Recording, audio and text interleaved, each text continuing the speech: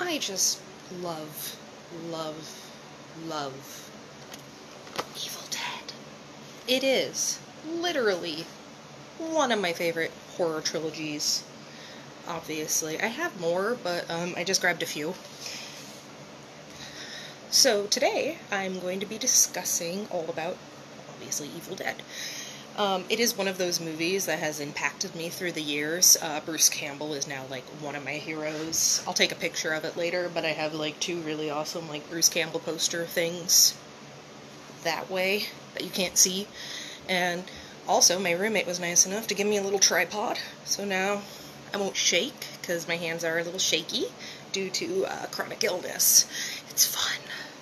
Okay, so first we're going to discuss, obviously, the first Evil Dead, then the second one, Army of Darkness, and then we are going to discuss a little bit about the remake. And you'll get my thoughts, my opinions, I'll share a little bit about it, any weird random things I know. So, let us begin with Evil Dead.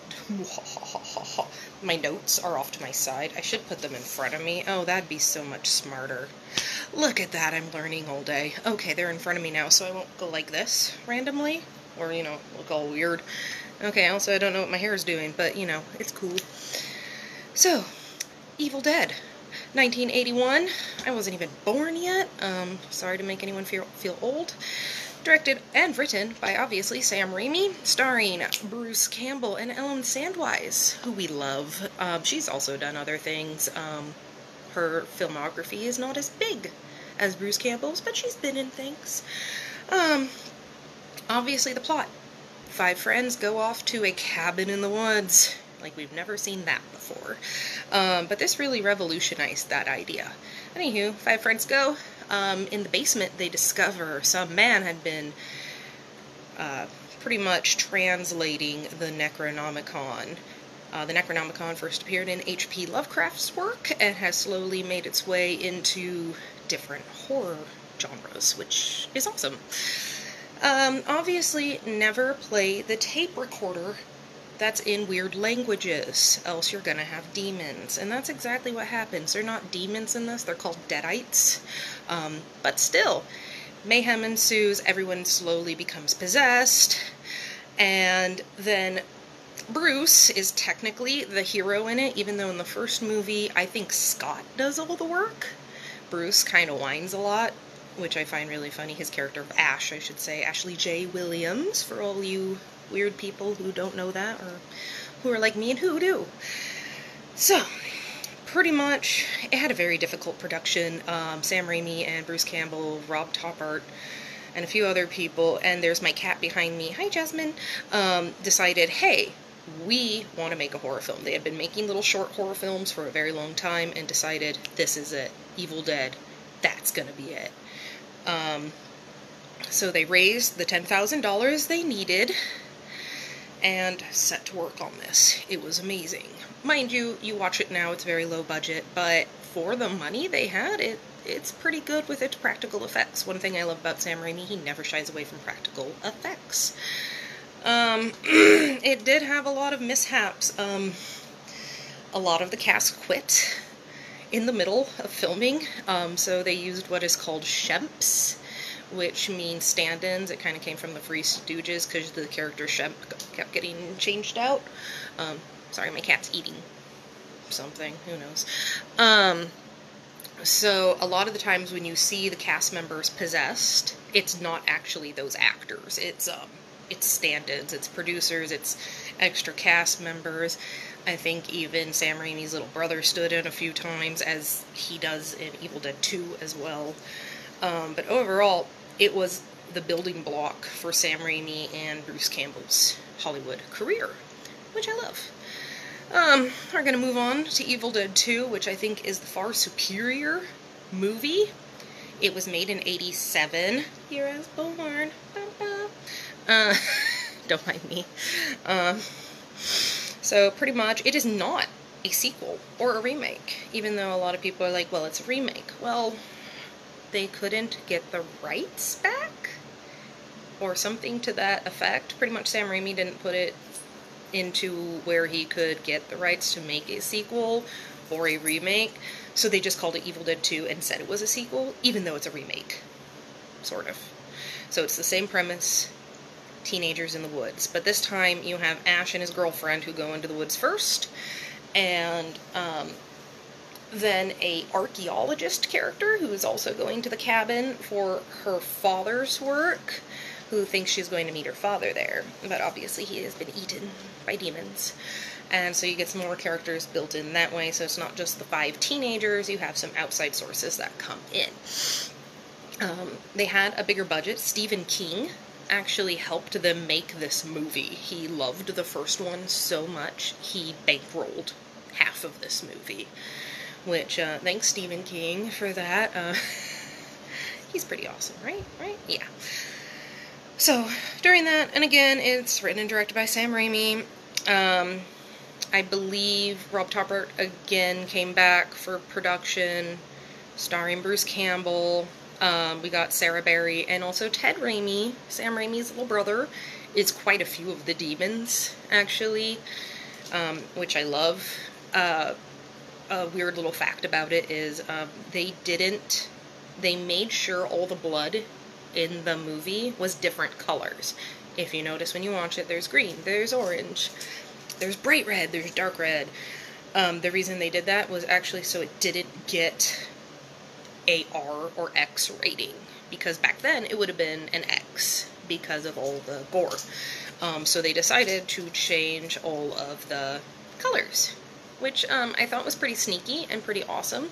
And again, wonderful practical effects. Some shout-outs to other horror movies in there. They also did shout-outs in Evil Dead, too. Dead as well, I should say. With, like, Texas Chainsaw Massacre of Freddy, like, his glove is in the shack, which I love. It's a little thing that you can see. Where they built the actual gym, or I'm sorry, the actual cabin was inside a middle school gym in Michigan in the summer. Yeah, you see where this is going. It was hot. So you see the characters sweat a lot, obviously, because they didn't have the technology to, you know, scrub them clean in the final product. It's because the temperatures were reaching anywhere from 95 to 105 in the little cabin area. Poor Ted Raimi actually had to get hospitalized after filming because he lost 20 pounds sweating in a week and, like, was suffering from dehydration and exhaustion. Poor guy. He does a lot for his brother. Go him. Evil Dead 2 was actually the first movie I saw in the trilogy. I saw them out of order. It was high school. I was slowly getting into horror back then. And my friend was like, you need to watch Evil Dead 2. This is an amazing movie. And so we watched it, and at the end I'm like, why haven't I seen this before? This is the best thing in the world. It's corny. It's oddly catchy in some spots with, like, dialogue.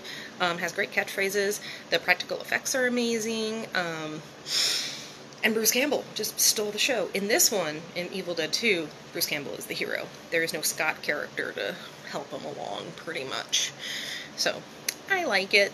It's definitely my favorite of the trilogy. I will always rewatch Evil Dead 2, and if I watch it with you, I'm really sorry, but I will quote it at the same time. It's a terrible thing. Look at me flipping stuff over.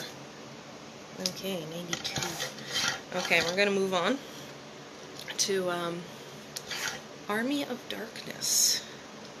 Now, Army of Darkness should have actually been released in 91, but it was released in 92 due to production issues. Again, Sam Raimi came back, directed, he wrote it with a few other people as well, and again, Bruce Campbell came back for it. He is the de facto hero. Also, I'm gonna butcher this name, and I'm sorry, I think it's Embeth Davidtz is the lead heroine in it. And she's really awesome. You might recognize her as Miss Honey from Matilda. Yeah, when I made that connection, it kind of blew my mind. I was like, oh, how interesting. Anywho, it takes place at the end of Evil Dead 2, they open up a portal to banish the evil, and that's where Army of Darkness sets up, is pretty much the portal to evil put them back into the 13th century, kind of Arthurian times, which I think is hilarious. Um, it's definitely the most cheesy of the bunch. Sam Raimi went full on slapstick. And you can tell that him, the writers, and Bruce Campbell have a lot of really, really, really good background with comedy and slapstick, because Bruce Campbell definitely delivers physically in this. Like, he flips himself, he gets thrown around, smacked around, so many things in all the movies he does, because Sam Raimi was horrible to him. But anywho, so they have to fight the origin of evil in Army of Darkness. Which, yeah, again, very quotable. And of course, Bruce Campbell screws it up somehow. His character Ash messes it up, and the Deadites start walking the world, and all of a sudden, boom, the castle's under siege, and there's this awesome, awesome fight scenes with really fake skeletons, and actually it was mostly women in the Deadite costumes because they were thinner. So it was a lot of fight scenes, and they took the Oldsmobile Delta 88 that is in all of the movies, and most of Sam Raimi's other movies, he puts it in everything. Like, the first Spider-Man, that's Uncle Ben's car. But anywho, yeah, they turned that into some crazy, like, machine with, like, big propeller on it, slicing people in half. It's hilarious. Obviously, that one also didn't get a rating. I guess equivalently it'd be, like, PG-13. They do say the F word a few times. All of these movies... Okay, Army of Darkness is the one I'd suggest for children, because it's pretty campy. The gore is very fake gore. It's not really nudity. Well, okay, wait, there are some boobs, now that I remember. There are some boobs, but oh gosh, boobs, no! It's not too terrible. Evil Dead 1 was actually banned in most of Europe for most of the 80s and 90s, actually, because of a very scary scene where a lady gets molested by a tree. So, they didn't like that, obviously. And I just saw that my friend Beth commented that she also wasn't born yet, and I'm assuming she means that for the first Evil Dead, because she's around my age. Hi, Beth. Anywho, all three of the movies, if you watch them all together, are just the funnest you'll have for a horror movie night. I love them. Usually around Halloween, I will always rewatch at least one or two of them. If I can, I will rewatch all of them. Again, Evil Dead 2 is my favorite, so I will always lean towards watching that one. Army of Darkness is one of those I can put in the background and just listen to because it's so comedic to me. Yeah, if you're definitely squeamish, Army of Darkness is for you, and then you can try the others, and if you don't like them, that's totally understandable.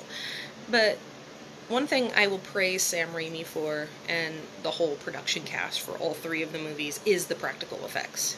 On this channel, you'll hear me say that a lot. Practical effects. They age better. They will always age better than CGI. And the CGI of the 80s and early 90s was terrible anyway, so I'm really happy that they used the practical effects. He also innovated a lot of camera techniques. He had one called the Vaso Cam, where pretty much to get a sliding effect for a shot, they would take a board and cover it in Vaseline, and then slide the camera down it. It worked. I do wonder how many cameras they broke. Also, that was like one of the first movies to really use that first-person perspective of the evil, where you don't see what the evil looks like, and it's just coming at you. And it's wonderful. Like, if you ever get a chance to read the book, Bruce Campbell's If Chins Could Kill, he gives a lot of the backstory on, like, the filming techniques, what the grueling conditions they did to get these movies out there, which I'm really happy he did, because reading that and then rewatching the movies, it blows my mind on so many things. Also, again, on how evil Sam Raimi is on a few times, like, deliberately making sure Bruce Campbell falls down. a lot. Yeah, he's a weird dude. I do love Sam Raimi's other horror work. He has a specific horror brand to him, which if you watch one of his movies, you know it's a Sam Raimi movie. Like Drag Me to Hell is a great one. If you watch it, you're like, oh, this, and you know the Evil Dead movies, you're like, oh yeah, same thing. Well, not same thing, but a lot of the same techniques are in play, which I love. Overall, each movie, I don't want to give a grade to each of the movies, because I feel like as an entity, they're a clear 9 out of 10. Like, obviously they have flaws, they're older, they are made on shoestring budgets, but they have such a cult following that you just love them. And if you don't love them, you're under a rock or something, because you haven't seen them. I'm a little biased, obviously. Yeah. And also I met Bruce Campbell a few times, and so that kind of made me more, like, idolize him, because he's amazing. But yeah, so now I'm going to move on to the Evil Dead reimagining. I call it a reimagining and not a remake, because I feel like they veered away enough from Sam Raimi stuff. That and Sam Raimi and Bruce Campbell were both producers on it. Let me make sure I get the year right. Yes, it was made in 2013. I really liked it. Again, it was good. Directed by Fede Alvarez. He did the Don't Breathe movie, which I'm not a hugest fan of. I'll always watch his Evil Dead reimagining, but off the top of my head, that's the first movie I can think of that he did, was that one. But anywho, starring Jane Levy, Shiloh Fernandez, and Lou Tyler. I'm probably gonna pronounce this wrong. Pucci? It looks Italian. Anywho, it's like Pucci. Again, I'm probably butchering it. I'm very sorry. What are the differences? Ash isn't there. There is no Ash character. The main character is named Maya. It's a girl. And the reasoning they're all there is Maya has been on drugs, and this is her redemption to, like, get clean. So, like, her brother, a few of her friends, one of her friends is a nurse, they all come to pretty much, like, cold turkey her, so she can't leave. Which I liked that they did, because it gives a reason on why they don't leave the cabin. I know in, like, the first two, the bridge is out, and all of that, but when stuff first starts happening, you know, Maya's like, I want to leave, I want to leave, I want to leave. She's the first one to see the evil. They don't leave because they're worried she will OD on drugs and die, and so they're doing it for her, but at the same time they aren't realizing what she's seeing is real, because they're thinking, oh, the DTs are making her hallucinate, which isn't cool. The main plot, like I said, very similar, very different. You know, in the cabin, they're remaking the cabin. Apparently, it was like the brother and sister's parents, and it kind of fell in disarray after their parents died. But so they're rebuilding it, and they see in the basement some sort of weird ritual happened, and of course they find the Necronomicon. The Necronomicon is in all 3 and 4, all of the movies, which I like. So they kept that, and of course some idiot opens it and decides to read. And as we know, never read the weird languages in a horror film, especially out loud. So this character reads it, and boom, evil, possession, everywhere. It's terrible. Again, practical effects. Oh, the practical effects in this movie are... I just watched it not too long ago, and they still hold up. They're amazing. There are parts where a girl saws off half of her face with a piece of glass. And it's not CGI, it's not fake looking, it looks like she just cut on in there with some glass. And it's disturbing, but also amazing. They only used CGI to cover up a few things. And also they shot it in order, because they knew the blood in the cabin would increase, and they couldn't just clean it and, like, wipe everything down, because fake blood is really hard to do with surfaces like that. So they shot it in order. It's very rare for movies. But I like that because it definitely gives it that vibe that these actors are in this predicament, which, again, is really good. I do suggest, if you haven't seen the reimagining because you're like, oh no, don't take my precious Evil Dead and rework it into something. Believe me, I had that thought at first too, and this movie blew my mind. It was so good. Yeah, it's a reimagining. It's not a remake. I believe the first Evil Dead is streaming on Amazon. I don't know if the other ones are streaming anywhere. I don't think the new Evil Dead, the reimagining, is. I checked not too long ago and it wasn't. I own them, of course, so I'm kind of lucky that way. But I definitely do suggest to watch them. And if you can watch them in order, like all 4 of them, just boom, boom, boom, boom, I feel like you're really gonna get a better understanding of them. Also, watch until the end of the Evil Dead reimagining, because there is a really, really, really, really short little clip that will make uber nerds like myself go, yay! Just like that. So, obviously, I love these movies. The Evil Dead reimagining, I would give it a solid 7. It's not as cult-worthy as the others, but it's good. And believe me, 7's an amazing one. I'm going to start wrapping this up, though, and start by saying by either tonight or tomorrow I will be posting my next 3 movies that I'm going to review and what days. I chose some new, and I chose one that I don't think a lot of people have watched, but I feel like it needs more recognition, and you'll see that up here in a little bit. And, I think that's it. My next movie review won't be until next Sunday. I start a new job on Tuesday, and it's my training week, so I'm going to be really exhausted. So you have to wait until Sunday for the next one, which I believe is going to be Event Horizon. So if you've never seen Event Horizon or you have very strong feelings about that movie, hop in on Sunday. I'll post a time later on in the week. I hope you all have fun.